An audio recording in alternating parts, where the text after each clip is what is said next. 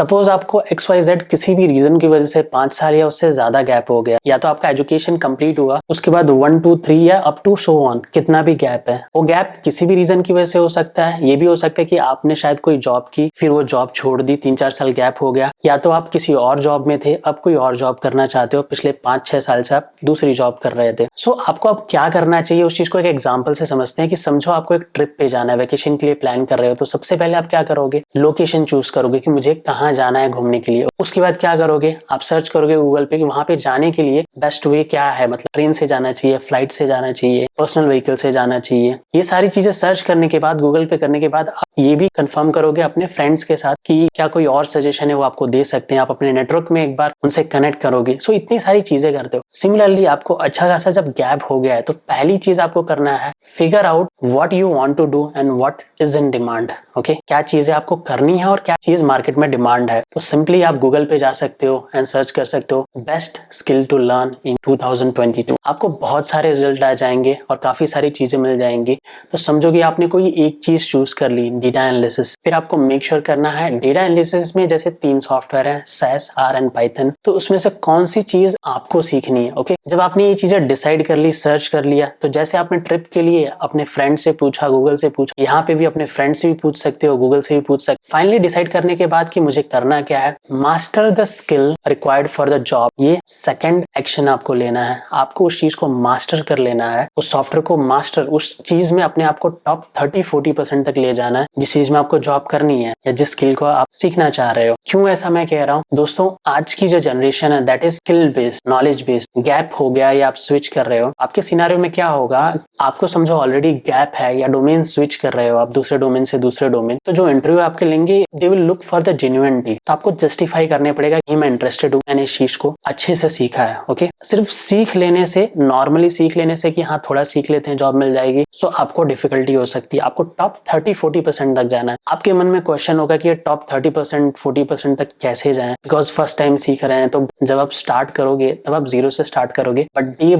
By day आप improve करते जाओगे और आपको इम्प्रूव करते जाना है। आप उसको सिर्फ सीखने के लिए मत सीखना, आप उसको अच्छे से सीखना। Okay, you need to understand it. आप उसको रट्टा मत मारना चीजों को, ठीक है ये ऐसे होता है। You need to understand it, how does it work. Okay, इतना करने के बाद आपको मेक श्योर करना है उस पर्टिकुलर स्किल सेट पे आपको सॉफ्टवेयर की, अगर आप अफोर्ड कर सकते हो तो go for the global certification. आजकल हर चीज पे एक सर्टिफिकेशन हो गया है, सॉफ्टवेयर पे ग्लोबल सर्टिफिकेशन, बिकॉज वो एक ऑथेंटिसिटी शो करता है, थोड़ा सा वैल्यू एडिशन करता है कि आप रियली इंटरेस्टेड हो उसमें डोमेन में जॉब करने के लिए या उस सॉफ्टवेयर में जॉब करने के लिए, तो आपने वो सर्टिफिकेशन भी किया है। और ये करने के बाद आपको क्या करना है, सो जो थर्ड एक्शन आपको लेना है, make relevant connection in the particular domain. तो समझो आपने डेटा एनालिसिस में SAS, R या पाइथन चूज किया है, तो जो भी सॉफ्टवेयर आपने चूज किया है तो वो रिलेवेंट जो उस सॉफ्टवेयर पे काम कर रहे होंगे उनसे आपको कनेक्शन बनाना है। तो कैसे कर सकते हो, you can go for LinkedIn. तो LinkedIn is the most powerful job searching platform of this generation. आप वहां पे जा सकते हो, बहुत सारे वर्किंग प्रोफेशनल्स मिलेंगे। ऑलरेडी मैंने एक वीडियो बनाई है, how to find jobs in 2022, आप उसका यूज कर सकते हो। लिंक्डइन का दूसरा naukri.com का यूज कर सकते हो। वहां से आप रिलेवेंट कनेक्शन बना सकते हो, उनसे जान सकते हो, उनसे बात कर सकते हो। उसके बाद फोर्थ एक्शन आपको लेना है, बिल्ड योर कम्युनिकेशन स्किल और इम्प्रूव योर कम्युनिकेशन स्किल। ये क्यों जरूरी है कि समझो आपके पास नॉलेज बहुत अच्छा है but you are unable to convey it, आप सामने वाले को बता नहीं पा रहे, समझा नहीं पा रहे। तो उससे क्या होगा कि आपके पास वो नॉलेज होते हुए भी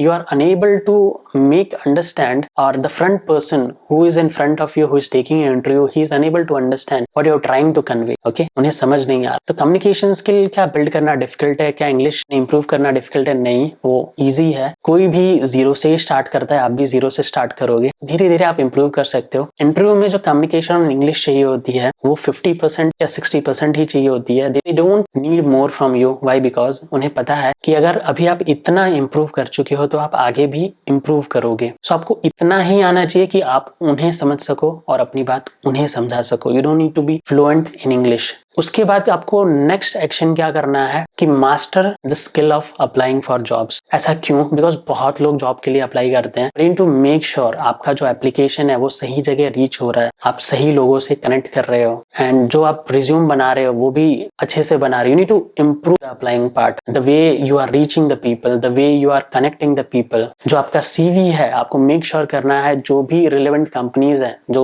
उस आपने स्किल एक्वायर किया है या सॉफ्टवेयर का नॉलेज एक्वायर किया है, जो भी कंपनीज उस रिलेवेंट सॉफ्टवेयर पे काम करती है, उस डोमेन पे काम करती है, उन तक आपको मेक श्योर करना है आपका सीवी पहुंचे ही। ओके, ऐसा नहीं किया जस्ट आपने अप्लाई कर दिया but the CV is not reaching to the particular person. So you need to try your best. इसके लिए भी मैंने वीडियो बना रखी है ऑलरेडी, जैसे मैंने बताया how to apply for jobs in 2022। And ये सब करने के बाद भी इन द एंड आपको कितना टाइम लग सकता है, तो 6 मंथ टू 1 ईयर का टाइम लग सकता है। ऐसा क्यों? ये डिपेंड करता है आपके ऊपर, आप अपने स्किल को कैसे इंप्रूव करते हो, आप अपने नॉलेज को कैसे इंप्रूव करते हो, आप अपने कम्युनिकेशन को कैसे इंप्रूव करते हो। और इन द एंड मार्केट का भी साइकिल होता है, मार्केट में भी हमेशा हर साल स्लो डाउन और फास्ट ऐसा होता रहता है, हायरिंग ज्यादा होती है कम होती है, वो चलता रहता है। तो उस साइकिल में भी आपका टाइम लग सकता है। इन द एंड जब तक आप सीखते हो तब तक आप खुद और सॉफ्टवेयर के साथ कम्युनिकेट करते हो, लेकिन जब सीखने के बाद मार्केट में उतरते हो तो you can find some positive comments as well and some negative comments as well. बहुत लोग आपको सपोर्ट भी करेंगे, बहुत लोग शायद आपको कुछ नेगेटिव कमेंट भी देंगे that you can not do this, और